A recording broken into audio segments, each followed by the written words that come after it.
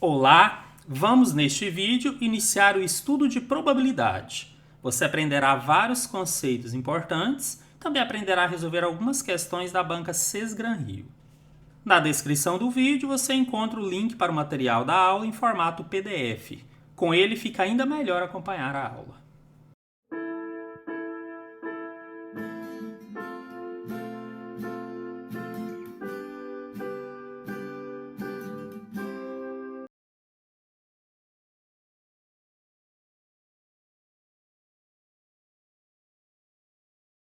Começaremos com alguns conceitos, vou tentar ser bem objetivo nessa parte, mas não podemos deixar de falar sobre isso. Começando com o conceito de experimento aleatório.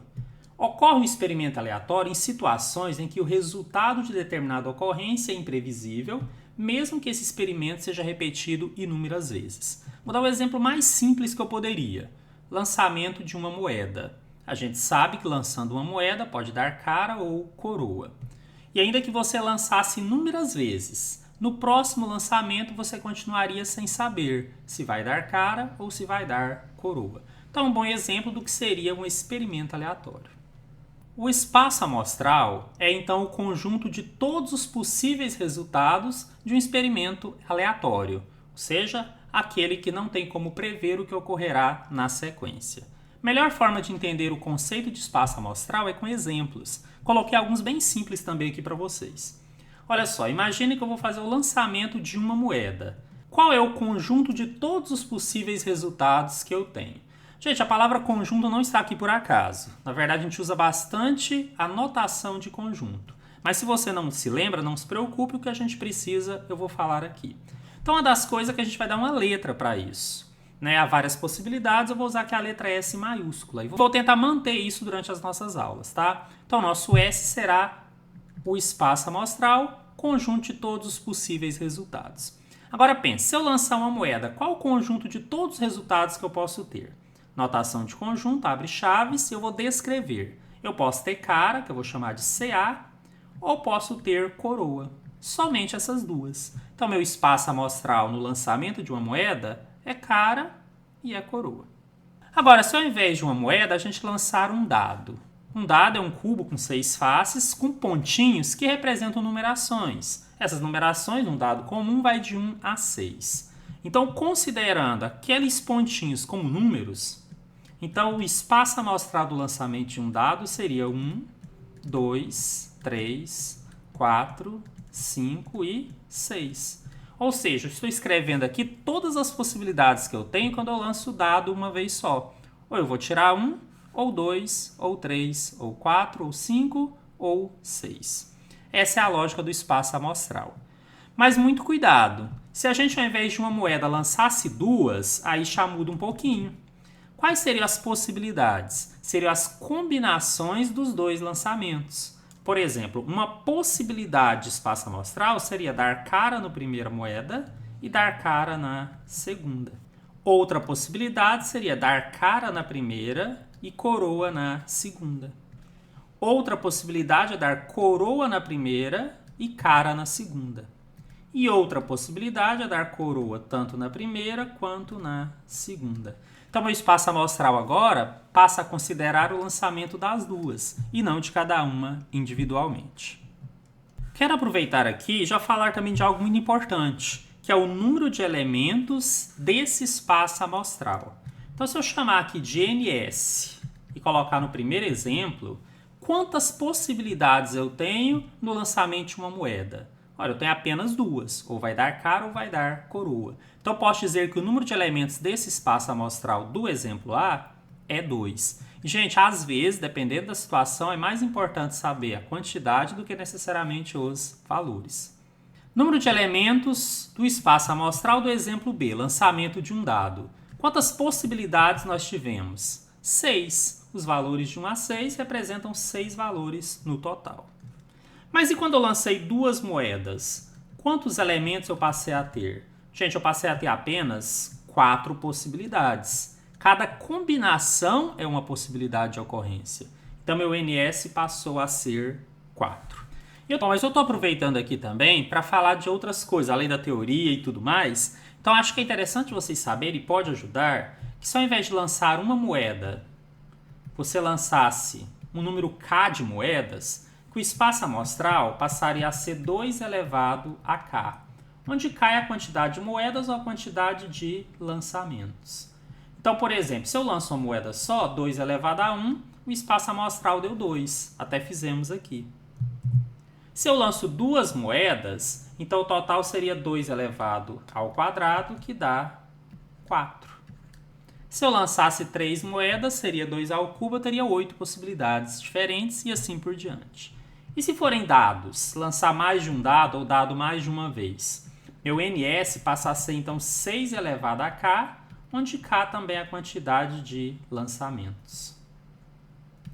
Ou seja, se eu lanço o dado só uma vez ou somente um dado, 6 elevado a 1 dá 6. 6 possibilidades. Mas se eu lançasse 2 dados, eu teria 6 ao quadrado. Eu teria 36 possibilidades diferentes. Eu teria 36 elementos no meu espaço amostral. Então guardem isso, tá? Quantidade de elementos do espaço amostral. Para moedas, 2 elevado a k, onde k é a quantidade de moedas ou de lançamentos. Para dados, 6 elevado a k.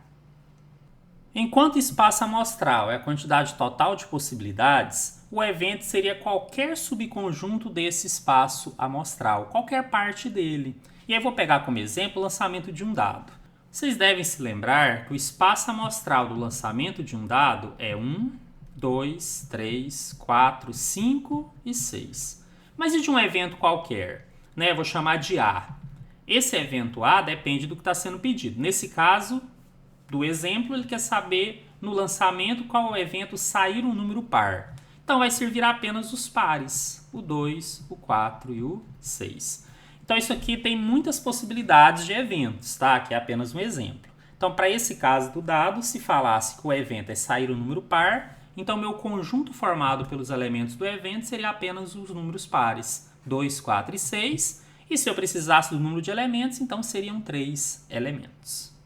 Também previsto no edital está o conceito de espaços equiprováveis e espaços não equiprováveis. É bem tranquilo. Imagina aquele caso onde todos os pontos amostrais de um espaço têm a mesma chance de ocorrer. Vou dar um exemplo aqui que eu acabei de citar, a moeda. Cara ou coroa, a possibilidade seria meio a meio no espaço equiprovável, Metade de chance de sair cara, metade de sair coroa. Se eu falo de um dado que tem 6 faces, a possibilidade de sair qualquer um dos números é 1 para 6. Eu estou até me antecipando algo que eu ainda vou ensinar, que é o cálculo em si, mas acho que todos conseguem entender. Se todos têm igual chance, a mesma chance de sair 1 é de sair 2 e sair 3, estamos diante de espaços equiprováveis. Se por alguma razão há uma proposta de que a chance de algo ocorrer não é igual a outra, então nós passamos a ter espaços não equiprováveis. Só para exemplificar, se uma moeda fosse alterada, então ela não seria uma moeda honesta, como se diz, e de repente passasse a ter mais chance de sair cara do que sair coroa, estaríamos diante então de um caso de um espaço não equiprovável.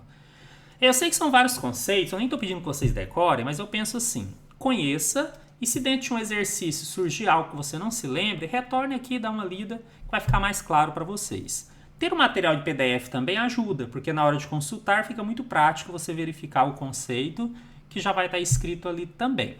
E entramos finalmente na parte chamada probabilidade.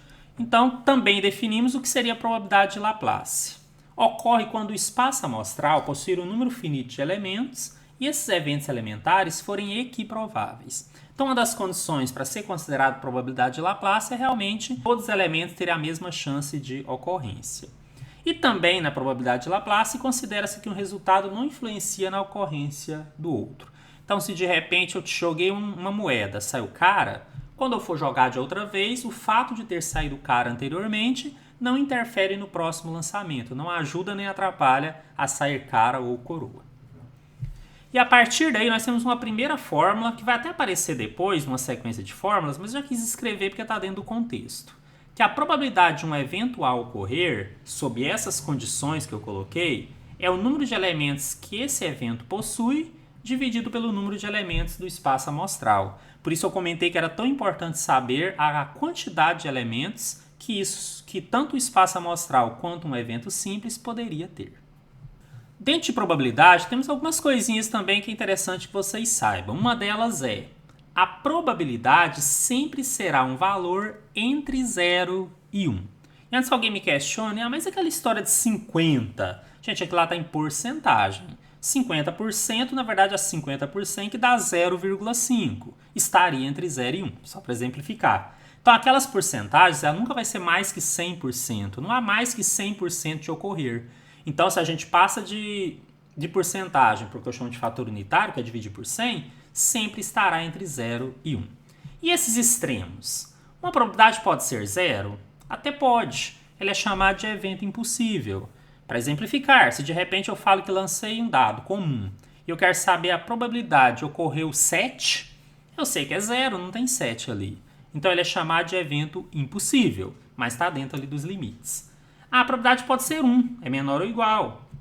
Chamamos de evento certo. Se eu lanço um dado e pergunto qual é a probabilidade de sair um número menor ou igual a 6, 100%, ou seja, 1. Porque qualquer número que eu jogasse ali sempre seria um número menor ou igual a 6. Isso recebe o nome de evento certo. Bom, então quer dizer que se você fizer um exercício de probabilidade, der algum valor fora dessa faixa de 0 a 1, está errado? Sim. Se não tiver em porcentagem, já tiver em fator unitário, não tem como ser menos de 0 e não tem como ser mais que 1. E aqui eu apresento algumas fórmulas importantes nessa parte introdutória, de probabilidade, que são as fórmulas básicas que a gente vai usar aqui hoje. A primeira delas eu já até apresentei para vocês. A probabilidade de um evento A ocorrer é o número de elementos do evento A dividido pelo número de elementos do espaço amostral, ou seja, o total. Agora é importante que vocês também conheçam o chamado evento complementar. O evento complementar tenta mostrar a probabilidade de algo não acontecer. Então esse A tem um tracinho em cima, uma notação às vezes até de raciocínio lógico. Então, o que significa? A negação do A. A probabilidade do evento A não acontecer é 1 menos a probabilidade do evento acontecer. E é fácil entender isso. Se eu falo assim, olha, hoje tem 30% de chance de chover, que seria 0,3. Qual é a chance de não chover? O que falta? Então, seria o 70% ou 0,7. Dá exatamente o que está ali. Ou seja, ou chove ou não chove. Se é 0,3 a chance de chover, 1 menos 0,3, que dá 0,7, me dá a chance de não chover. Daqui a pouco a gente vai fazer um exemplo, isso vai ficar mais claro para vocês, tenho certeza. Também de fórmulas temos os eventos mutuamente exclusivos, em geral dado pelo símbolo de união, quando eu quero que ocorra uma coisa ou outra. Vou até destacar aqui porque isso é importante. Agora imagine que os eventos A e B são mutuamente exclusivos, ou seja, não tem elementos comuns. Eu sei que se sair o A, não tem como sair o B ao mesmo tempo. Então a interseção entre eles é um conjunto vazio. Nessa situação, a probabilidade de ocorrer um evento ou outro é a simples soma da probabilidade de cada um deles. A probabilidade de A somada com a probabilidade de B. Mas temos situações onde A e B podem ter elementos comuns, ou seja, a interseção é diferente de um conjunto vazio. Chamaremos de eventos não mutuamente exclusivos. Nesse caso, a fórmula passa a ser a soma menos a interseção.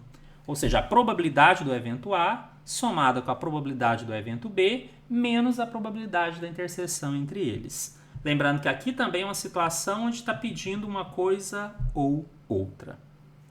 Eu optei por trazer um exemplo aqui que nem é questão de concurso, mas é um exemplo que me ajuda a explicar melhor cada uma daquelas fórmulas anteriores. Então eu vou fazer isso daqui, mas não se preocupem, na sequência nós já vamos começar a resolver questões de concurso. Tá? Peço um pouquinho de paciência e é muito importante que entendam isso que eu vou fazer agora. Em uma escola de línguas são oferecidos 3 cursos: inglês, espanhol e francês. Sabe-se que a escola possui hoje 100 alunos divididos da seguinte forma: 50 estudam inglês, 40 estudam espanhol e 20 estudam francês. Sabe-se ainda que 10 desses alunos estudam ao mesmo tempo inglês e espanhol.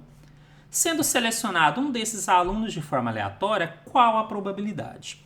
Antes de resolver, eu quero trazer aquela notação de conjuntos e ela vai nos ajudar. Então ele fala que em uma escola são oferecidos 3 cursos e que a escola tem ao todo 100 alunos. Quando eu vou sortear um, então tem 100 possibilidades diferentes de sortear. Significa na prática que meu espaço amostral tem 100 elementos. Vou chamar isso de N de S. E aí nós temos eventos separados. Por exemplo, número de elementos do evento estudar inglês. Seria a quantidade dos que estudam inglês, 50. Número de elementos do evento estudar espanhol, NE. São os 40 que estudam espanhol. Número de elementos do evento estudar francês. São aqueles 20 que estudam francês. E alguns poderiam me questionar, se eu somar inglês, espanhol e francês, está dando mais que 100? Sim, porque tem alguns alunos que foram contados 2 vezes. São aqueles que ao mesmo tempo estavam estudando inglês e espanhol, exatamente 10. Então existe interseção entre inglês e espanhol, que é igual a 10. Aproveito para comentar, se ele não tivesse me dado o espaço amostral, eu faria assim. Eu somaria os eventos individuais e subtrairia essa interseção. 50 mais 40 mais 20 menos 10. Vai dar exatamente aqueles 100 que já estão propostos ali.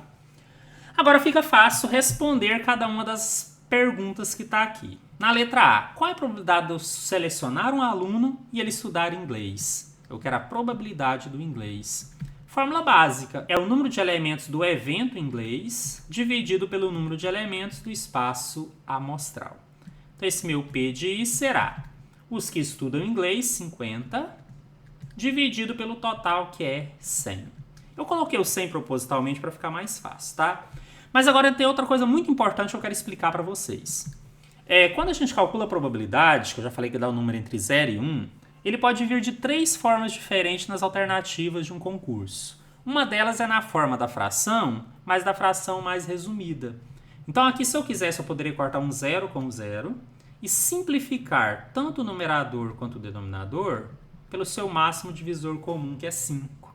Então o numerador 5 dividido por 5 dá 1, denominador 10 por 5 dá 2. Então se fosse uma questão de múltipla escolha, talvez viesse assim, 1/2. E eu teria que saber que 50 sobre 100 é o mesmo que 1/2.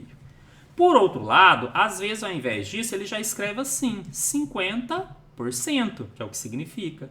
Mas também pode vir como 0,5. Viram como é importante conhecer todas as notações? Se tem uma questão de concurso, em múltipla escolha, a gente não sabe se ele vai pôr em fração, se ele vai pôr em porcentagem, se vai pôr em fator unitário. Mas é muito importante que vocês saibam que essas 3 coisas aqui são iguais. O resultado é o mesmo. Na letra B, pede a probabilidade de sortear um desses alunos e ele não estudar espanhol. Gente, aqui a gente quer agora a probabilidade do evento não acontecer. É aquele E com tracinho. Então, a probabilidade do evento não acontecer é 1 menos a probabilidade dele acontecer. Mas qual é a probabilidade dele acontecer? Aí eu volto na fórmula básica, é o número de elementos desse evento pelo número de elementos do espaço amostral. Ou seja, 1 menos os que estudam espanhol, que é 40, sobre o total, que é 100. Gente, aqui se eu dividir primeiro, vai dar 0,4 e 1 menos 0,4 dá 0,6, que é o mesmo que 60%. Mas às vezes é em forma de fração. Então eu vou fazer o seguinte, muitos não gostam, mas eu vou tirar o mínimo múltiplo comum entre 1 e 100, que dá 100.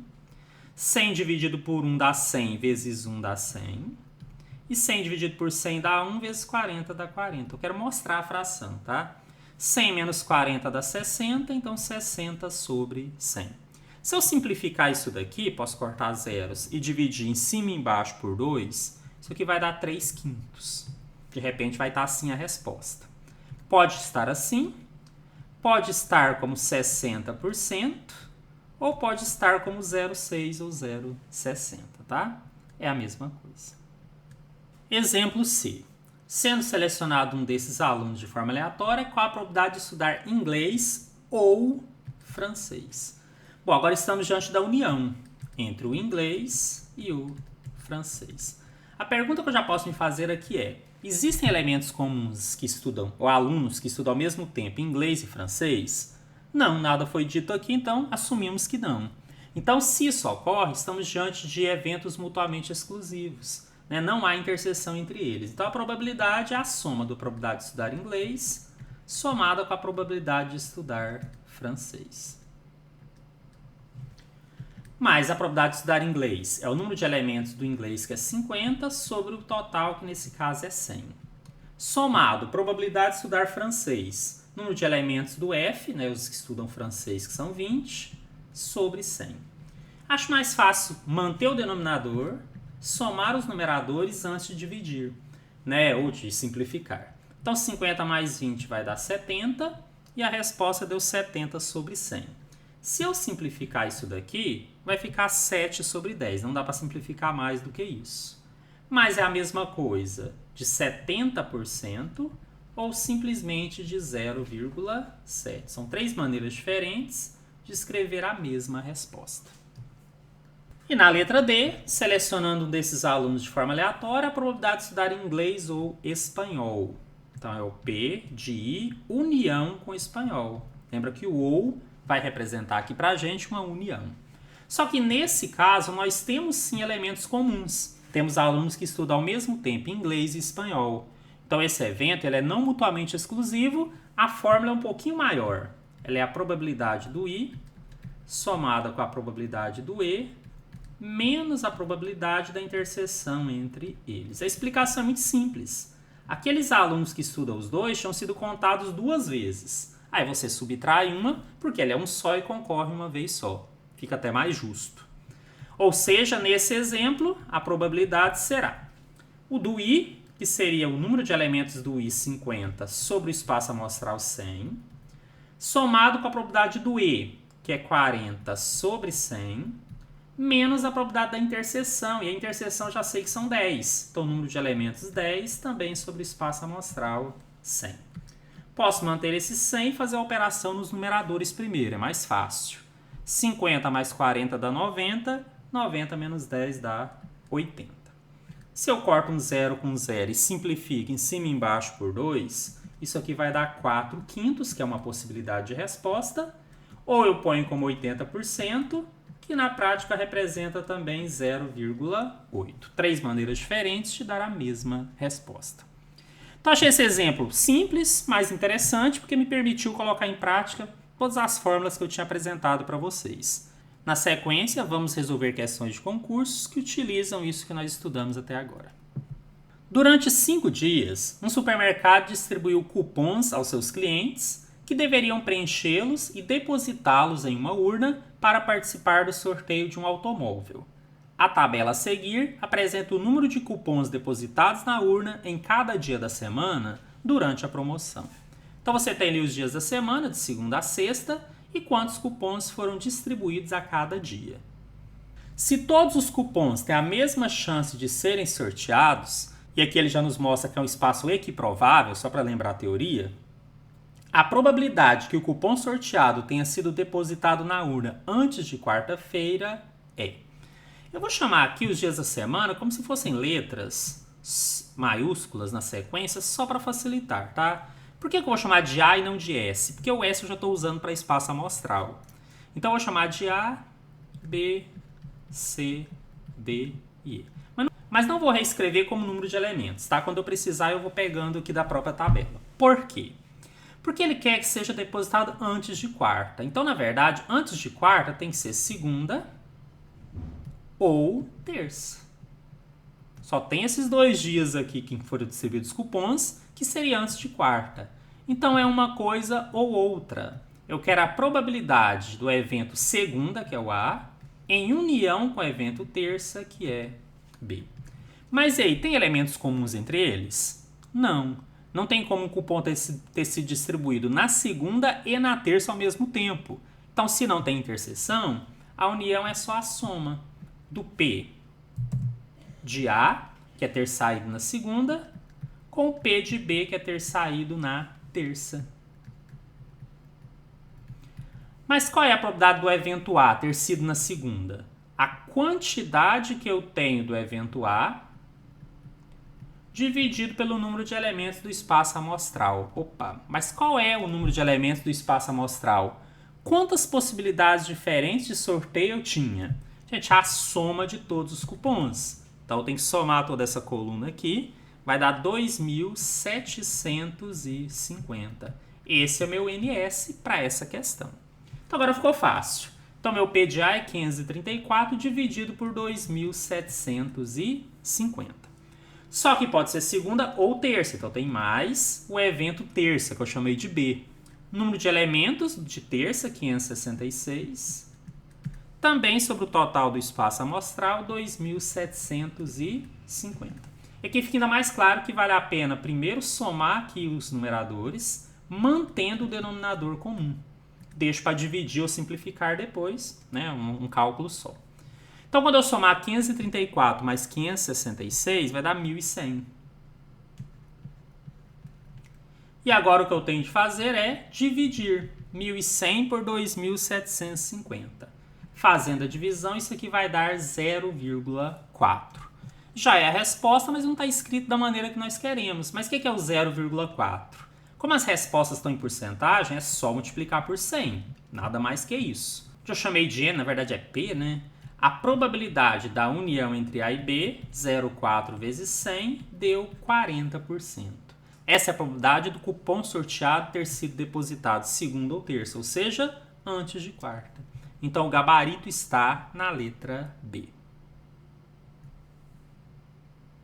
Em uma caixa, há N fichas, todas pretas, e em um saco opaco, há 144 fichas, todas vermelhas. Todas as fichas têm o mesmo formato e são indistinguíveis pelo tato. Metade das fichas pretas é retirada da caixa e colocada no saco. Desse modo, se uma ficha for retirada do saco, a probabilidade de que ela seja vermelha é 8 sobre 9. Qual é o valor de N?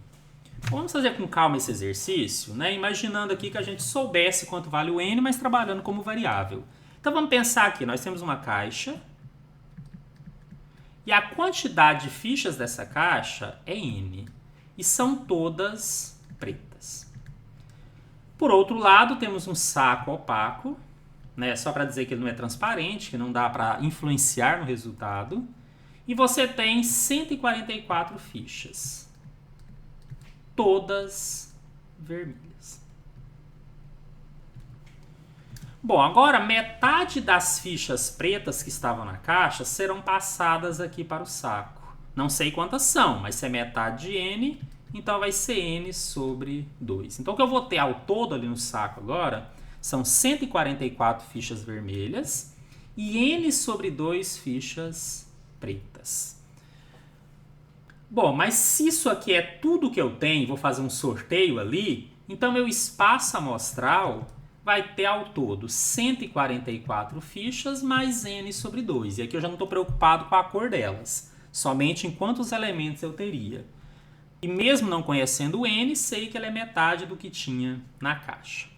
Agora ele fala que se você tirar agora uma ficha, a probabilidade dela ser vermelha é 8 sobre 9. Então vou chamar de probabilidade de ser vermelha, P de V, 8 sobre 9.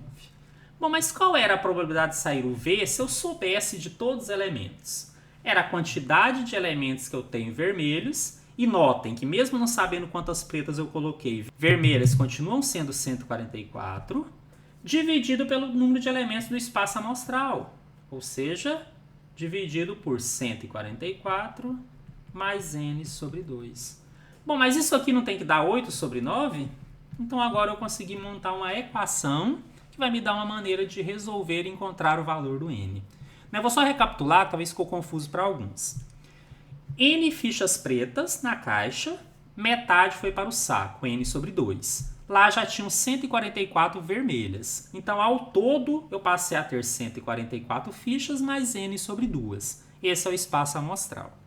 O evento vermelhas, eu sei que tem 144 elementos, porque as que eu inseri depois eram pretas.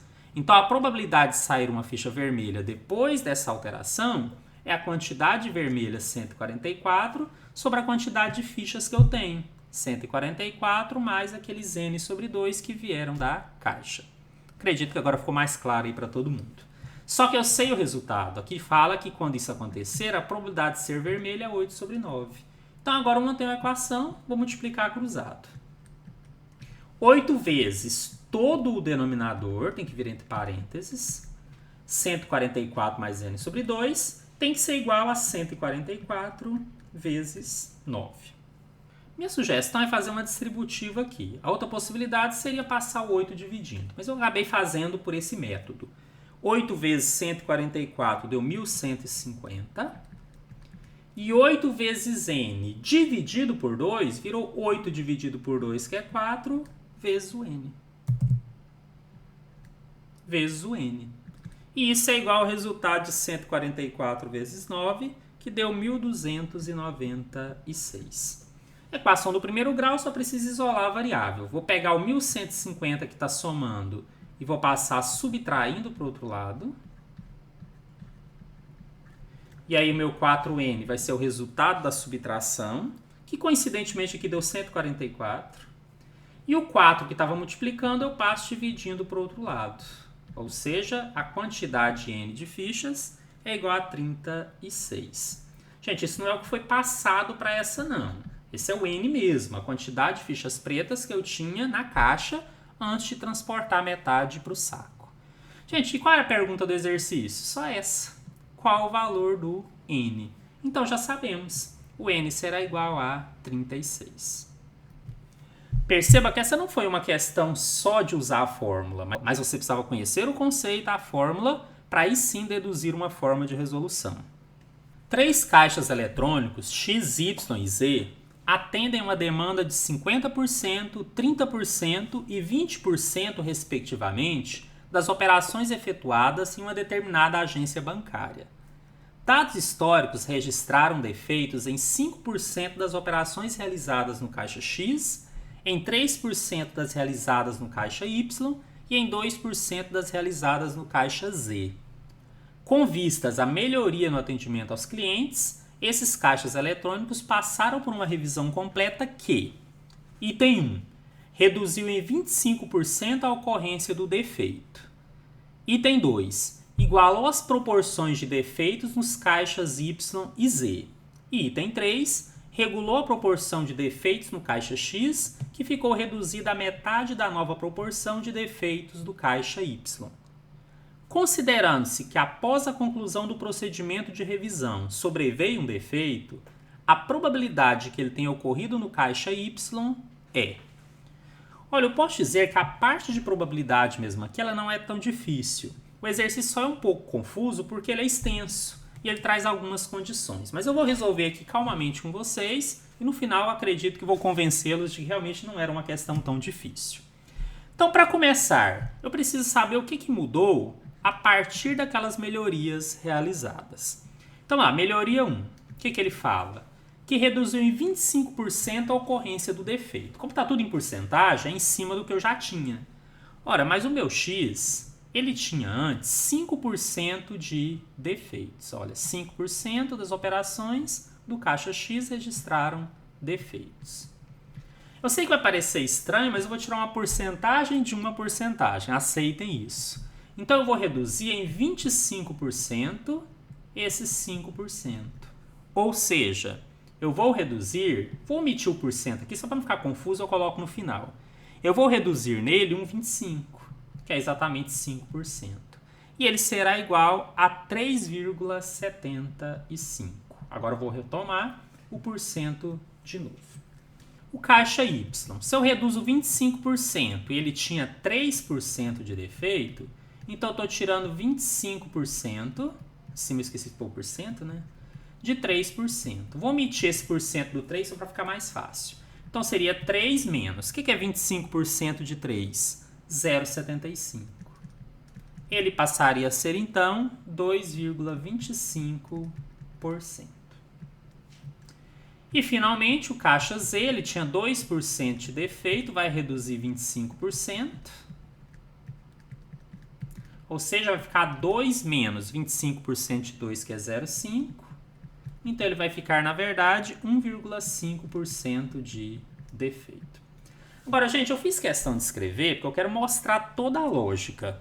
Mas quem já tinha enxergado algo aqui faria menos cálculo. Por quê? Depois que ele fez tudo isso no 1, ele vai mexer nisso tudo de novo. Tem alguns cálculos que nós fizemos aqui que eu não precisaria ter feito.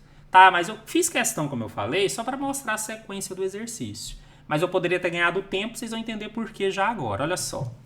Ele fala que igualou as proporções de defeitos do Y e do Z.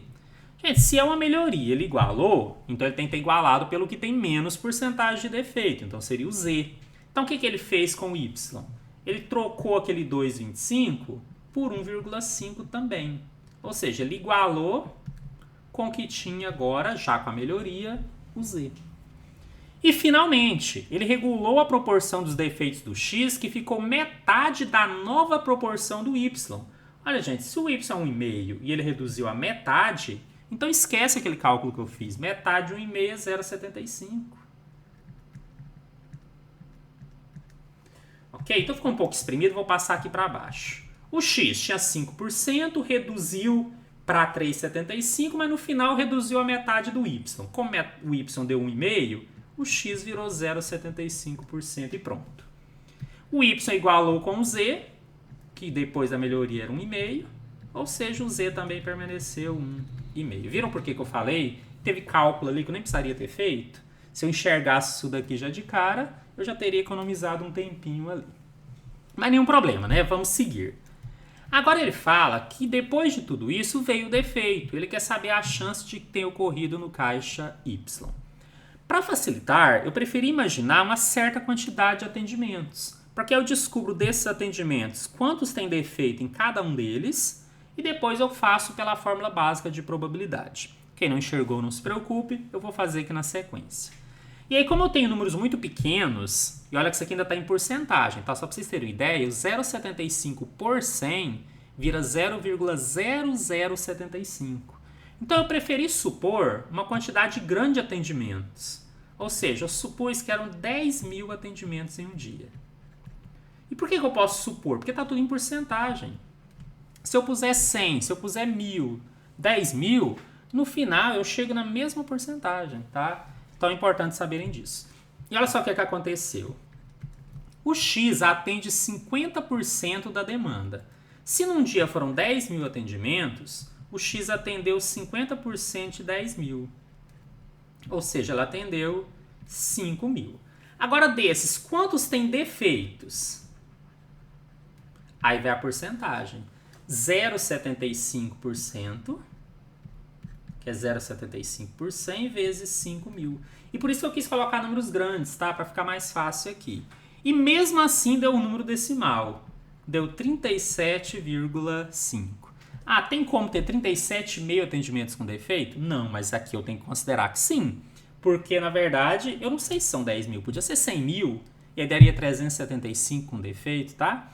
Então, aqui é só mesmo para ter um parâmetro, porque eu achei mais fácil imaginar um valor total e jogar todos os valores, todas as porcentagens em cima desse valor total de atendimentos, tá bom? Vou usar a mesma lógica para os outros. O Y é responsável por 30% dos atendimentos. Então, se eram 10 mil atendimentos, 30% de 10 mil dá 3 mil. Então, nesse dia, se isso realmente ocorreu, 10 mil atendimentos, os defeitos que eu teria no caixa Y seriam 1,5% de 3 mil, ou seja, 1,5 por 100 vezes 3 mil. Eu teria, então, uma quantidade de 45 defeitos. E o caixa Z? Se nesse dia foram 10 mil atendimentos, ele é responsável por 20% da demanda, então nesse dia, no caixa Z, seria 20% de 10 mil, que dá 2 mil. Eu escolhi um número, ficar fácil de fazer esse cálculo. E com defeito? Ele também é 1,5%, então 1,5 por 100 vezes 2 mil. Então nesse dia ele teria tido 30 atendimentos com defeitos. Bom, gente, e aí? O total de atendimentos com defeito é a soma do 37,5 mais 45 mais 30, que dá 112,5. Agora eu vou usar a forma de probabilidade. Então viram que a probabilidade era um detalhe ali no final. Bom, eu sei que teve o defeito. Então eu sei que está dentro desse espaço amostral, que aqui virou 112,5. Por outro lado, pode ter vindo de qualquer um deles, mas eu quero a probabilidade do evento ter vindo do Y. É o que está perguntando aqui. A quantidade de atendimentos, problemas e defeitos no Y era 45. Fórmula básica de probabilidade. A probabilidade de ter vindo do Y é o NY45 sobre o total de possibilidades que eu tinha dos defeitos, que deu 112,5. Dividindo esses valores, deu 0,4, que é o mesmo que 40%. Tá? É só multiplicar por 100. Com isso, já temos a resposta. O nosso gabarito está na letra A. Imagino que vocês tenham achado esse exercício um pouco confuso. Eu até dou razão. Essa ideia de supor, fiquem sempre atentos. Quando você está em tudo em porcentagem, tudo em proporção, em geral a gente pode fazer isso. E na minha opinião foi o jeito mais fácil de mostrar qual seria essa probabilidade final a partir da lógica ali do número de elementos do evento sobre o número de elementos do espaço amostral. Há inúmeras outras formas de resolver essa questão. Escolhi essa porque, além de imaginar que tem uma lógica, embora tenha ficado extenso, mas uma lógica que dá para entender, também se aplica um pouco da fórmula que a gente aprendeu aqui na aula de hoje. Com isso, fechamos o primeiro vídeo sobre probabilidade, teremos outros. Gente, se você achou essa aula muito teórica, um pouco mais chata, pode se animar, porque os próximos serão ainda mais práticos, ou seja, a maior parte da teoria já foi estudada aqui. Então, nós vamos ter muito mais exercícios resolvidos nos próximos vídeos sobre probabilidade. Conto com vocês e bons estudos!